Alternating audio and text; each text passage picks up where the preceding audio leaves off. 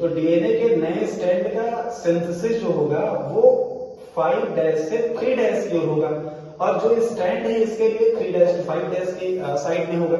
यहां पर आएगा प्राइमर, जैसे ही आकर के जुड़ गया, जैसे यहां पर आकर प्राइमर जुड़ गया तो प्राइमर में एक एंजाइम आएगा और उस एंजाइम का नाम होगा क्या, उसका नाम होगा डीएनए आइसोमेरेज। तो यहां पर जो एंजाइम है उसका नाम है दोस्तों डीएनए आइसोमेरेज एंजाइम। और ये डीएनए आइसोमेरेज एंजाइम क्या काम करेगा, ये जो हमने प्राइमर जोड़ा था प्राइमर की हेल्प से, इसी प्राइमर से नए स्ट्रैंड को सिंथेसाइज करना स्टार्ट करवा देगा। तो आप देख रहे हैं यहाँ पर ऐसे आगे की ओर जाएगा और नए डीएनए के स्ट्रैंड बन जाएंगे। अब क्योंकि यहाँ पर 5' से 3' के नए डीएनए के स्ट्रैंड बन रहे हैं आइसोमेरेज एंजाइम की हेल्प से, इस वजह से इस स्ट्रैंड का नाम भी होता है कुछ, और इस स्ट्रैंड को हम कहते हैं लीडिंग स्ट्रैंड। इसका नाम होता है लीडिंग स्ट्रैंड। अब हम आते हैं इस वाले दूसरे वाले स्ट्रैंड पे जो कि है अपना 5' 3'। अब एक समस्या यहाँ पर आ जाती है। समस्या ये आ जाती है कि प्राइमर जो यहाँ पर है आरएनए प्राइमर जो है, आरएनए प्राइमर ये कहता है भाई कि हम डीएनए के नए स्ट्रैंड बनाएंगे तो, लेकिन वो 5' से 3' की ही डायरेक्शन में बना सकते हैं। यहाँ पर जो दूसरा वाला स्ट्रैंड हमारे पास है, अगर इस डीएनए को इसी डायरेक्शन में लगा देंगे और ये 5' से 3' होगा तो ऐसा हो नहीं सकता, पॉसिबल है नहीं। क्योंकि जब हम ऐसे डीएनए बनाते हैं, ये मान लीजिए हमारा डीएनए हो गया, तो दोनों अपोजिट स्ट्रैंड होते हैं एक दूसरे के सामने। ये हो गया 3' से हो गया 5', दोनों के दोनों सेम पॉसिबल हो ही नहीं सकते हैं। तो इस वजह से क्या होगा, जब तो हम क्या काम करेंगे, यहाँ पर एक आरएनए प्राइमर ला करके जोड़ेंगे। ये हो गया अपना एक आरएनए प्राइमर, और जब आरएनए प्राइमर आकर के जुड़ गया, ये है 5' और ये 3', यहीं पर आकर के जुड़ेगा अपना एक enzyme that is DNA isomerase. अब ये डीएनए आइसोमेरेज एंजाइम जो होगा, ये डीएनए के स्ट्रैंड को इस डायरेक्शन में क्या काम करेगा, सिंथेसाइज करवाएगा।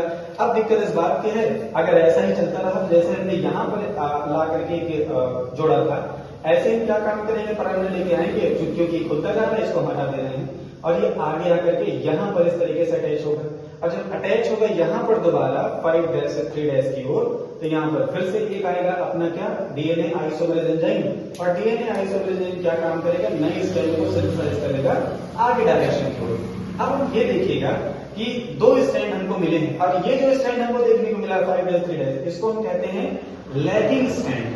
ये है अपना लैगिंग स्ट्रैंड।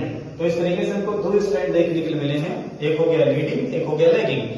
लैगिंग स्ट्रैंड में हमको ये देखने को मिला कि छोटे छोटे फ्रैगमेंट्स के फॉर्म में अपने डीएनए के टुकड़े जो हैं वो फॉर्मेशन किए जा रहे हैं, किसकी हेल्प से, डीएनए आइसोमेरेज एंजाइम की हेल्प से।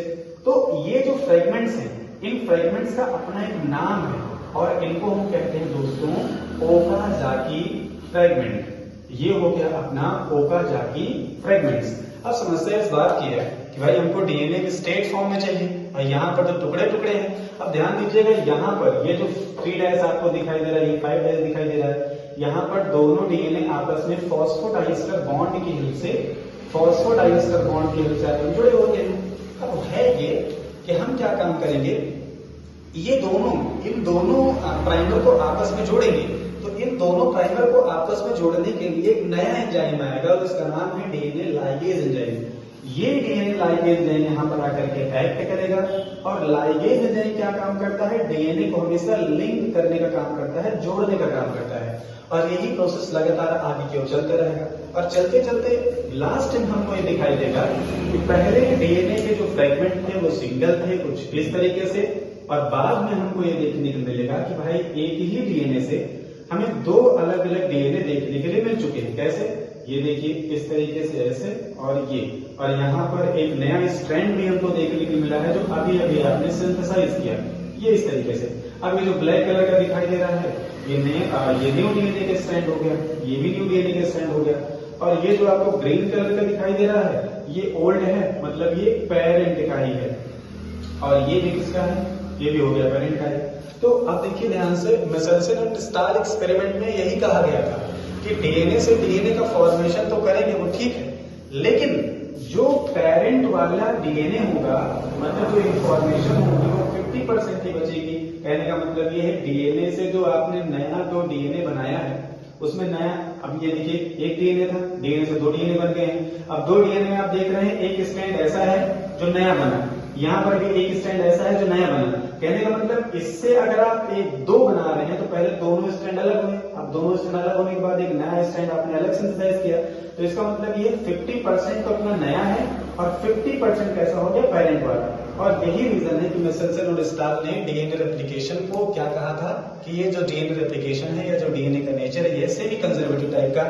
एक बार जल्दी से देख लेते हैं, रिकैप कर लेते हैं what is DNA replication. So DNA replication is the process by which we form two DNA from the original one DNA, and there are some enzymes that are required during the DNA replication, and you know that DNA replication and this process happens in the S phase of cell cycle, and there are some enzymes that are also required in the DNA replication.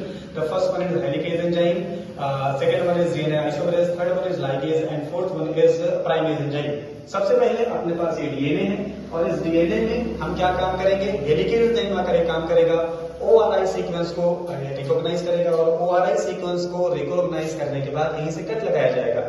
ORI sequence किसे कहा जाएगा, जहां पर adenine thymine के sequence ज्यादा पाए जाएंगे।